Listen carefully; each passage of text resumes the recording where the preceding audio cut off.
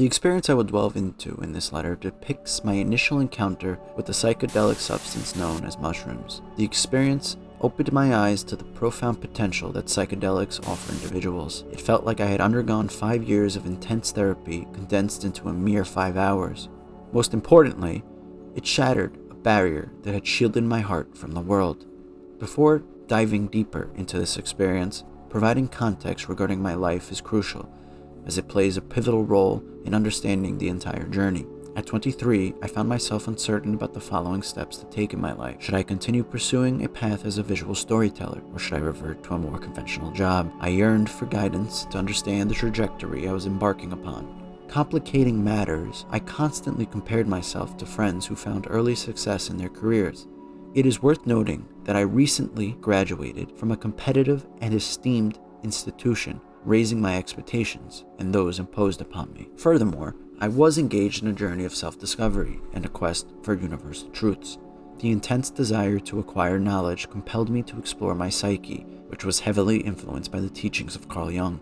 I researched psychedelic substances, like mushrooms, and their impact on people's lives. Hearing tales of divine and transformative experience fueled my curiosity and desire to experiment with psychedelics. I firmly believed that mushrooms could provide the much-needed insights I sought. The challenge lay in finding a source for these drugs. One random day, a friend, an actress from Italy with whom I had collaborated, texted me. She extended an invitation to join her in consuming mushrooms.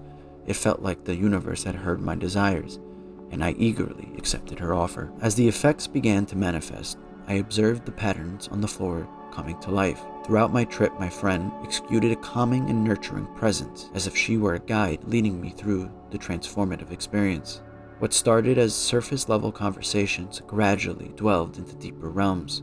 Strangely, I felt at ease in her presence, as if an invisible barrier had crumbled, facilitating a profound connection. Our discussions revolved topics such as the difference between Europeans and Americans and the experiences of men and women. She told me her perception of an internal clock driving her towards motherhood, a force beyond her control. She acknowledged the privilege that men possess in being able to postpone parenthood until the age of 50, a luxury that eludes women. Deep down, I was already aware of this truth, but hearing it articulated by a self-aware woman was a fascinating experience. However, as the trip progressed, I started to feel a hint of nausea and requested that we retreat to her room for a while. I recall both of us in her room, immersed in music, while the rain poured outside. As I lay in her bed, I felt like I had entered a therapeutic session, delving deep into my fears and regrets. My friend listened attentively, without judgment, as I bared my soul. She generally couldn't comprehend why I placed so much importance on others' opinions of me. To her, it was admirable that I pursued filmmaking and opted for a non-traditional path.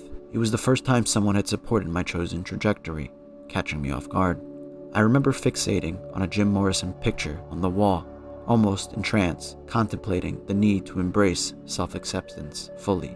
Perhaps the problems I had conjured in my mind were not as monumental as I perceived them to be. Suddenly, a light illuminated my mind, altering my mood completely. Concurrently, the rain ceased, and the sun emerged from behind the clouds. Reflecting on it now, it felt as though I had weathered the storm of the trip, confronting the issues and self-limiting beliefs that had hindered my progress.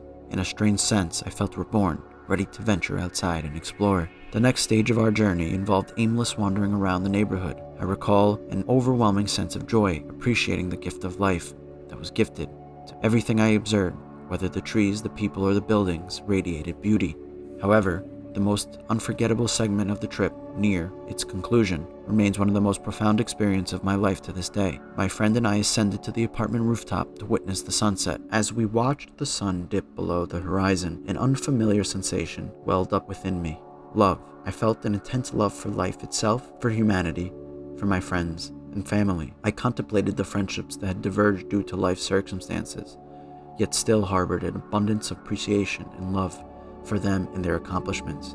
I also experienced a deep affection for my friend, who had allowed me to partake in mushrooms. It wasn't a romantic love, but a humanitarian love, a profound appreciation for her presence in my life. Standing on that rooftop, I took a moment to laugh at the absurdity of the situation I found myself in. It was a Wednesday night, and I was here, engaging in a psychedelic experience with a beautiful friend. It felt like I were a character in a Federico Fellini film, rediscovering a sentiment I believed had ceased to exist. Concealed behind the walls that guarded my heart was what truly makes the world a better place: love.